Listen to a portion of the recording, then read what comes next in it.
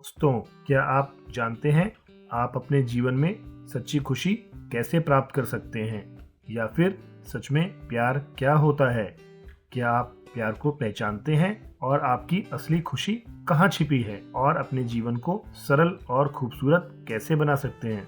दोस्तों, इन्हीं सब सवालों के जवाब ढूंढने के लिए मैं एक किताब की स्टोरी लेके आया हूँ जिसका नाम है मिस्ट्री ऑफ लव, जिसके लेखक हैं डॉन मिगविल रुइज। मेरा दावा है इस किताब की स्टोरी सुनने के बाद आपको बहुत अच्छा लगेगा और आप अपने जीवन में बहुत कुछ परिवर्तन भी कर पाएंगे। मेरे प्यारे दोस्तों, हर इंसान चाहता है कि वह अपनी जिंदगी में बहुत खुश रहे और वह खुश रहने के लिए वह सारी सुख सुविधाएं पाने की कोशिश करता है जिसके द्वारा उसको बहुत खुशी मिलती है। और उन सारी सुख सुविधाओं को प्राप्त करने के लिए वह बहुत मेहनत भी करता है, जिसमें उसके द्वारा अच्छे और बुरे दोनों प्रकार के काम होते हैं। लेकिन इतनी सारी मेहनत करने के बाद भी वह अपने जीवन में खुशियों से वंचित रह जाता है।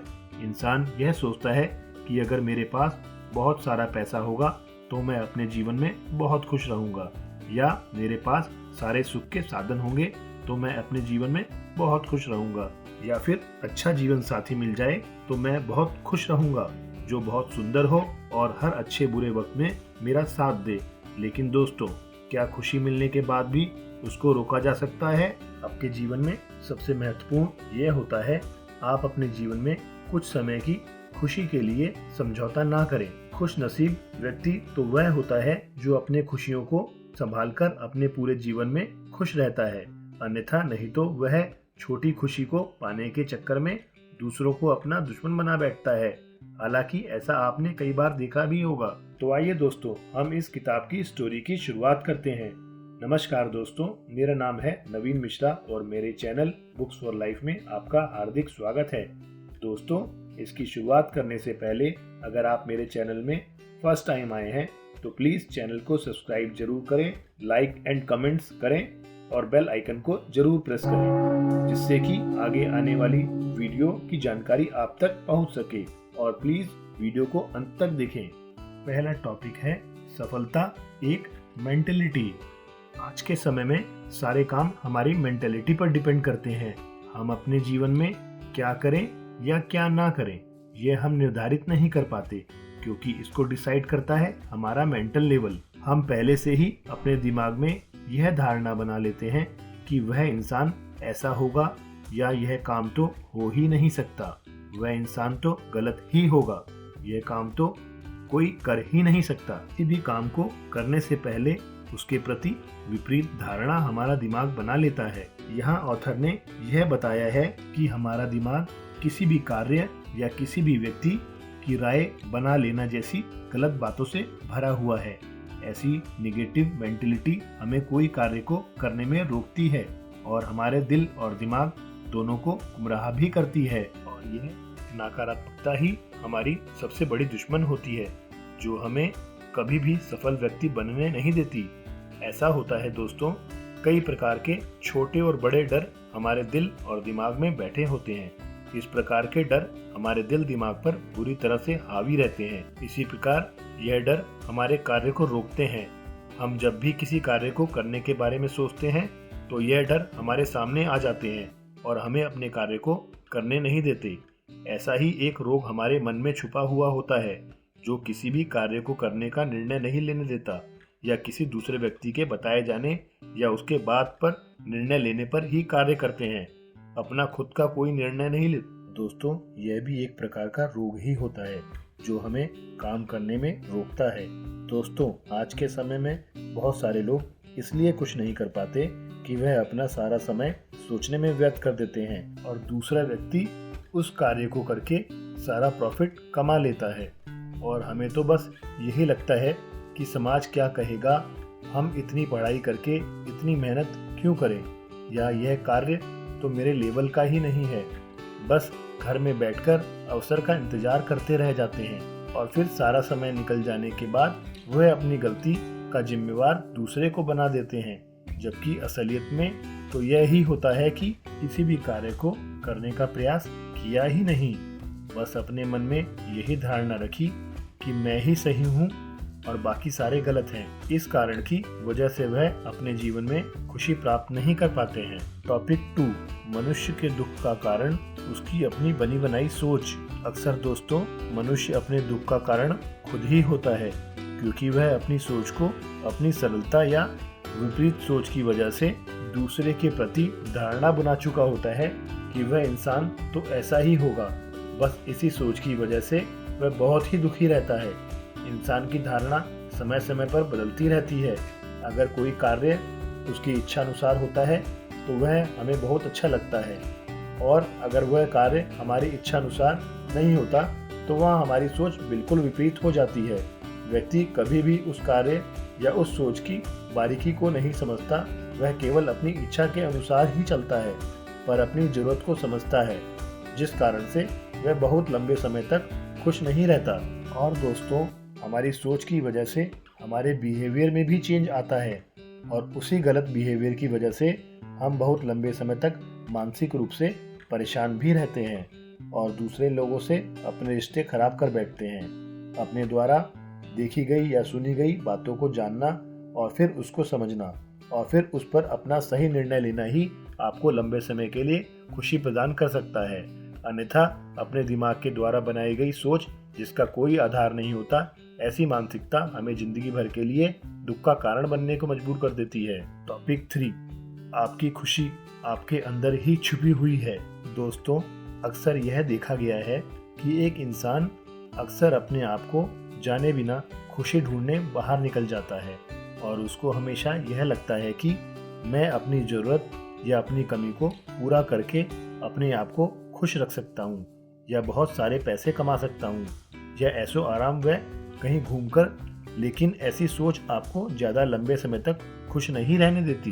इसी सोच के कारण क्या होता है, आप दूसरे के ऊपर डिपेंड हो जाते हैं। फिर अगर सामने वाले इंसान ने आपकी ज़रूरत को पूरा किया तो आपको खुशी मिलेगी, और वह अगर आपकी ज़रूरत को पूरा नहीं कर सका तो आपको बहुत दुख होगा। और यह किसी भी रिश्ते में हो सकता है, चाहे दोस्ती हो या दो लोगों में बहुत प्यार, या भाई भाई और भाई बहन, चाहे किसी भी प्रकार का रिश्ता हो। जिस रिश्ते में दो लोग अक्सर किसी मतलब को पूरा करने के लिए निभा रहे हैं, वहाँ कभी खुशी हो ही नहीं सकती। ऑथर ने यह बड़ी ही बारीकी से इस बात को समझाया है। आप अगर किसी भी रिश्ते को लंबे समय तक चलाना चाहते हैं और अपने जीवन में हमेशा खुश रहना चाहते हैं, तो आप अपनी खुशी को अपने अंदर तलाश करें, क्योंकि आपको अपने आप को कैसे खुश रखना है ये आपसे बेहतर कोई नहीं जान सकता। और इसके लिए आपको दूसरे इंसान से आशा रखने व उम्मीद रखने से बेहतर यह होगा कि आप अपनी उम्मीदों को अपने आप ही पूरा करें और अपने निर्णय खुद ही लें। दूसरों को अपना डिसीजन मेकर ना बनाएं। दूसरे से जवाब मांगने से बेहतर अपने आप से जवाब मांगे, क्योंकि किसी भी रिश्ते में कोई भी इंसान आपका लंबे समय तक साथ नहीं देगा, और जब वह व्यक्ति आपके द्वारा बताए गए काम या जरूरत को पूरा नहीं करेगा तो उस समय पर आपके मानसिक रोगी बन सकते हैं और आपकी सारी जिंदगी खराब हो सकती है।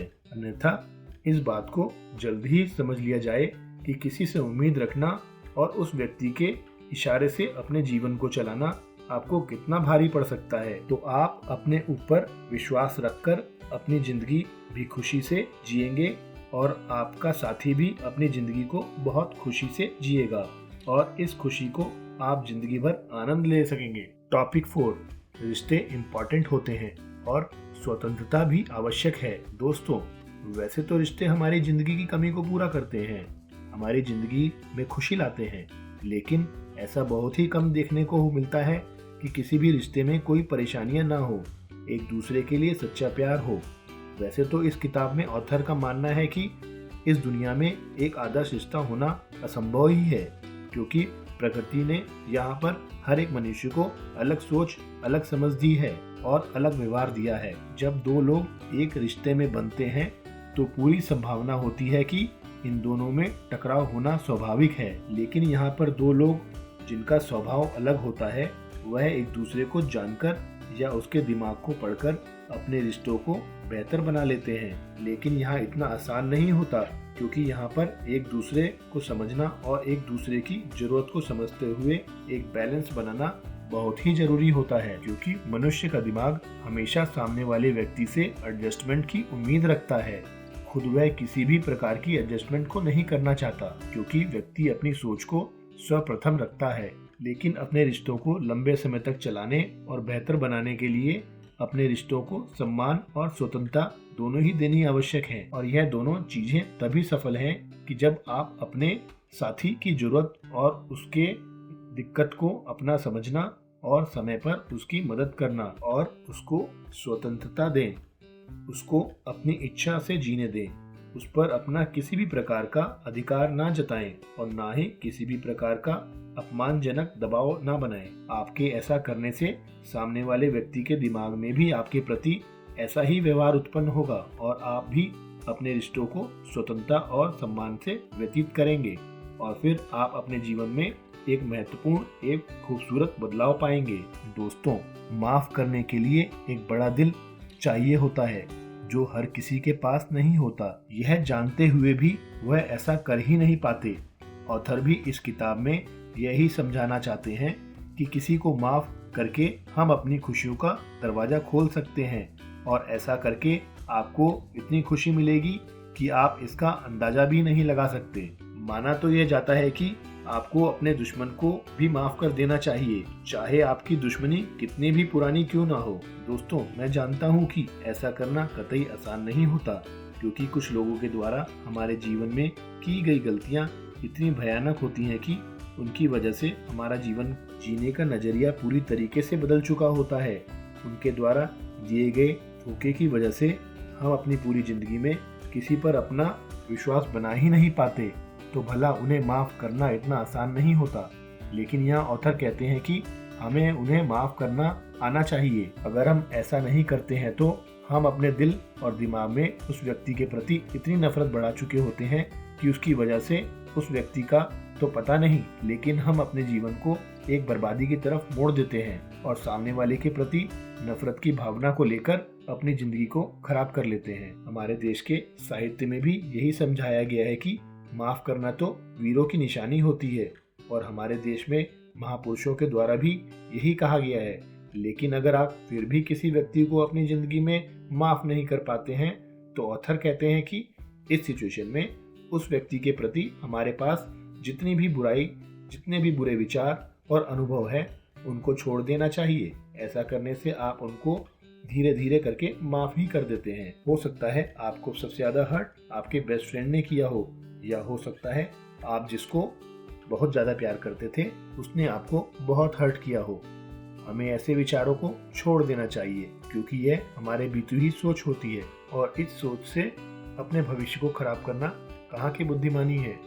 हो सकता है ऐसा करने से आपको शुरुआत में आपको परेशानी हो, लेकिन जैसे जैसे आप इन जहरीले विचारों को छोड़ते जाएंगे, वैसे वैसे आप बहुत अच्छा फील करेंगे और उन सब बुरे व्यक्तियों को अपने जीवन में माफ भी कर देंगे। ऐसा हम इसलिए नहीं करते कि हमें उनसे कुछ चाहिए या वह व्यक्ति हमारे जीवन में दोबारा आए। ऐसा हम इसलिए करते हैं कि उनको माफ करके हम जो खुशी अपने जीवन में पाते हैं, उसकी वजह से हम अपने जीवन को सरल एवं खूबसूरत बना पाएंगे और अपने भविष्य को बेहतर बनाने पे कार्य करेंगे। सच एक कड़वी दवा, लेकिन सबसे अच्छी दवा। दोस्तों, सच हमेशा कड़वा होता है। अगर आप किसी भी प्रकार का सच सामने वाले व्यक्ति को बोलेंगे तो उसको बहुत बुरा लगेगा, क्योंकि यहाँ लगभग हर व्यक्ति की आदत ऐसी ही हो चुकी है कि वह सच सुनना ही नहीं चाहता। हमें सीधे सीधे सच सुनना पसंद ही नहीं है। सच हमेशा हमारे मन के अंदर चल रही भावना को खंगालने लगता है। इस कारण से हमें सच बुरा लगता है। सच हमारी जिंदगी में एक कड़वी दवाई जैसा होता है, जो कि पीने में तो बहुत कड़वी लगती है, लेकिन बीमारियों को भी ठीक कर देती है। और जैसे जैसे दवाई धीरे धीरे अपना असर दिखाती है हमें ठीक करने में, वैसे ही सच भी तुरंत बुरा लगता है, लेकिन धीरे धीरे आपको उसको समझने और अपने ऊपर काम करने के लिए मजबूर कर देता है। सच आपके अंदर चल रही काल्पनिक दुनिया से बाहर निकालने और उसके प्रति सकारात्मक सोच रखने पर मदद करेगी। अगर आप सच का सामना करेंगे तो आपको शुरू में तो बहुत तकलीफ होगी, लेकिन धीरे धीरे आप सच के आदी होने लगेंगे और आपके जीवन में बहुत सारी समस्याएं गायब होती जाएंगी और आपकी मानसिक स्थिति बदल जाती है। सच हमारी जिंदगी में एक हार्ड एक्सरसाइज की तरह होता है। शुरुआत में तो हमें बहुत दर्द देता है, लेकिन धीरे धीरे करके इसकी आदत पड़ जाती है और आपको बहुत अच्छा लगने लगता है और सच आपकी जिंदगी में शामिल हो जाता है और फिर धीरे धीरे आपकी जिंदगी में जीने का मजा आने लगता है और वह आपके जीवन में खुशी को प्राप्त करने में आपकी बहुत मदद करता है। 7 बीमारियों पर दिमाग का कंट्रोल न होना। दोस्तों, अक्सर हमारी जिंदगी में हमारे दिमाग का तालमेल हमारे शरीर के साथ साथ अत्यंत आवश्यक है, क्योंकि अक्सर किसी भी व्यक्ति को अगर कोई बीमारी हो जाती है तो उस व्यक्ति का दिमाग उसकी बीमारी को बढ़ाने और घटाने पर बहुत कारगर होता है। आइए हम इस बात को ऐसे जानते हैं। एक बीमार व्यक्ति जब डॉक्टर के पास जाता है तो डॉक्टर उस व्यक्ति के दिमाग में अपने द्वारा बनाई हुई सोच छोड़ देता है कि आपको यह दवाइयाँ खानी है या यह खाने में खाना है, अन्यथा क्या क्या खाना है और कितने दिन बाद डॉक्टर के पास दोबारा आना है। यह डॉक्टर पेशेंट के दिमाग में यह डाल देता है कि आप इस बीमारी से जल्दी ठीक नहीं हो सकते, आपको कम से कम 6 से 8 महीने तो लगेंगे ही, जिसमें आपको मेरे पास दवाई लेने अक्सर आना ही होगा। और वह व्यक्ति बस यह सोच लेता है कि अब 6 महीने से पहले मैं ठीक नहीं हो सकता, मुझे ठीक होने में कम से कम 6 महीने तो लगेंगे ही लगेंगे, क्योंकि वहाँ आप अपने दिमाग सोच को बंद करके डॉक्टर के द्वारा बताई गई सोच पर काम करना शुरू कर देते हैं। यहाँ ऑथर यह नहीं कहते कि किसी व्यक्ति को किसी भी बीमारी में डॉक्टर को नहीं दिखाना चाहिए या डॉक्टर की बात नहीं माननी चाहिए, लेकिन आप इसके साथ साथ अपने दिमाग में यह सोच सकते हैं कि आपकी बीमारी से बाहर निकलने के लिए आप क्या कर सकते हैं और आपके दिमाग में पॉजिटिव सोच आपको आपकी बीमारी से बाहर निकालने में बहुत मदद करेगी।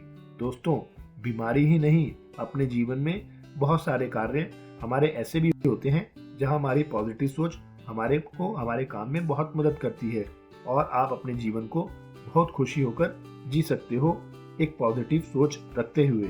दोस्तों, अगर मेरे द्वारा बताई गई बुक की स्टोरी आपको पसंद आई है तो और आप मेरे चैनल पे पहली बार आए हैं तो मेरे चैनल को सब्सक्राइब करें, वीडियो को लाइक करें और कमेंट करें और बताएं कि यह स्टोरी आपको कैसी लगी।